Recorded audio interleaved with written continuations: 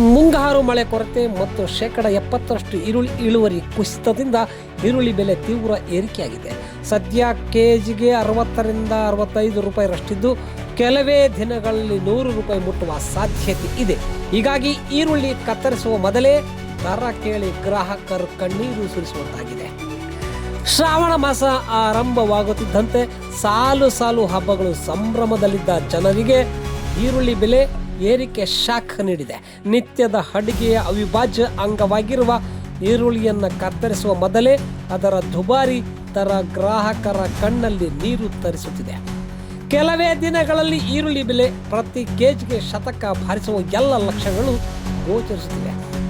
ರಾಜ್ಯದಲ್ಲಿ ಒಂದೆಡೆ ಮುಂಗಾರು ಮಳೆ ಕೊರತೆಯಿಂದ ಬರಗಾಲ ತಾಂಡವಾಡುತ್ತಿದೆ. ಮಳೆ ಬೆಳೆ ಇಲ್ಲದೆ ರೈತರು ಕಂಗಾಲಾಗಿದ್ದಾರೆ. ಅದರಲ್ಲೂ ಮಳೆ ಬಾರದೆ ಈ ಸಲ ಸುಮಾರು ಶೇಕಡ 70ರಷ್ಟು ಈರುಳ್ಳಿ ಇಳುವರಿ ಕಡಿಮೆ ಆಗಿದೆ. ಹೀಗಾಗಿ ಮಾರುಕಟ್ಟೆಯಲ್ಲಿ ಈರುಳ್ಳಿ ದಾಸ್ತಾನು ಕಡಿಮೆಯಾಗಿದೆ. ಸದ್ಯ ಕರ್ನಾಟಕ ಮತ್ತು ಮಹಾರಾಷ್ಟ್ರದಲ್ಲಿ ಈರುಳ್ಳಿ ಮಾತ್ರ ಮಾರುಕಟ್ಟೆಯಲ್ಲಿ ಲಭ್ಯವಿದೆ.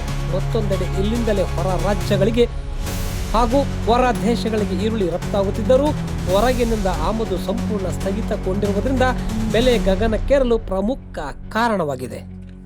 ಈಗಾಗಲೇ ಮಾರುಕಟ್ಟೆಗಳಲ್ಲಿ ಗುಣಮಟ್ಟದ ಈರುಳ್ಳಿ ಬೆಲೆ ಕೆಜಿಗೆ 70ರಿಂದ 75 ರೂಪಾಯಿವರೆಗೆ ತಲುಪಿದೆ. ಇತ್ತ APMC ಸಗಟು ಮಾರುಕಟ್ಟೆಯಲ್ಲಿ ಕೆಜಿಗೆ 50ರಿಂದ 60 ರೂಪಾಯಿ ದರವಿದ್ದು, ಚಿಲ್ಲರೆ ಮಾರುಕಟ್ಟೆಯಲ್ಲಿ ಸಾಮಾನ್ಯ ಮತ್ತು ಉತ್ತಮ ಗುಣಮಟ್ಟದ ಈರುಳ್ಳಿ ಬೆಲೆ ಪ್ರತಿ ಕೆಜಿಗೆ 10ರಿಂದ 20 ರೂಪಾಯಿ ಏರಿಕೆಯಾಗಿದೆ. ಮಾರುಕಟ್ಟೆ ತಜ್ಞರ ಪ್ರಕಾರ ಈ ಬೆಲೆ ಏರಿಕೆ ಬಿಸಿ ಮುಂದಿನ 1.5 ತಿಂಗಳ ಕಾಲ ಮುಂದುವರಿಯಲಿದ್ದು, ಕೆಲವೇ ದಿನಗಳಲ್ಲಿ ಕೆಜಿ ಈರುಳ್ಳಿ ದರ ಶತಕ ಬಾರಿಸಲಿದೆ.